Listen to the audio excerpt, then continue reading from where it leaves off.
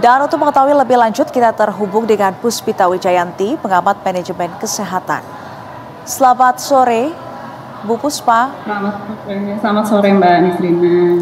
Baik, Bu Puspita, maaf. Kekerasan seksual di RSAS Bandung ini bukan hanya persoalan kriminal, namun kalau kita lihat juga soal akses dokter PPDS ke obat-obatan beresiko tinggi. Lantas, bagaimana penjelasan Anda terkait dengan hal ini?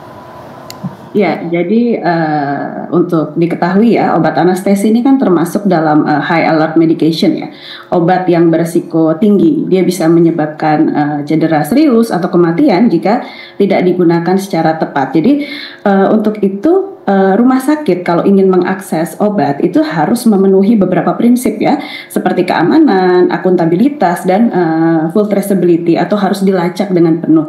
Jadi orang-orang itu sebenarnya tidak bisa mengakses obat anestesi yang high alert ini dengan mudah, begitu. Baik, jadi ini artinya apakah ada pelanggaran yang dilakukan pelaku terhadap akses kepada obat dan penggunaan tanpa otorisasi klinis, dan apakah ini juga diatur dalam undang-undang atau Permenkes mungkin, Mbak Puspita? Ya, jadi gini, di semua aspek dalam rumah sakit itu selalu diatur dalam aturan ya, karena kita juga punya standar akreditasi, apalagi kalau kita lihat Hasan Sadikin itu setahu saya GCI ya, dia Joint Committee Internasional, harusnya di situ tuh semuanya jadi lebih terkontrol, lebih terawasi gitu. Jadi memang semuanya tuh diatur ya, ada standar regulasi pengelolaan, ada Permenkes 72 tahun 2016 tentang pelayanan kefarmasian, lalu juga ada dalam standar akreditasi rumah sakit itu juga diatur ya bahwa dalam pengeluaran obat anestesi itu harus berbasis elektronik mungkin sekarang ya, terus harus terverifikasi, ada audit berkala, juga harus di bawah farmasi klinis dan didokumentasi otorisasi oleh DPJP atau dokter penanggung jawab. Jadi kalau misalkan sekarang ini misalkan ada PPDS gitu ya, bisa mengakses obat anestesi, itu perlu ditanya bagaimanakah sistemnya gitu loh, karena nggak mudah gitu, apalagi statusnya PPDS ini adalah peserta didik ya, bukan dokter definitif di rumah sakit tersebut gitu. Jadi artinya memang ada kewajiban pendampingan klinis bagi peserta didik yang tengah menjalankan tindakan medis, termasuk juga penggunaan obat begitu?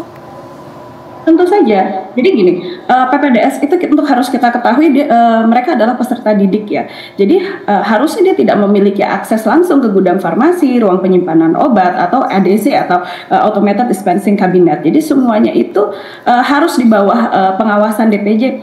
Begitupun juga dalam obat ya, obat apalagi high alert itu aturannya ketat sekali gitu. Kita harus menuliskan untuk siapa obatnya, lalu regulasinya akan seperti apa, tercatat, bahkan verifikasinya harus double, dan kalaupun itu tidak terpakai, nggak boleh disimpan, itu harus dikembalikan lagi ke farmasi dengan pencatatan yang jelas gitu.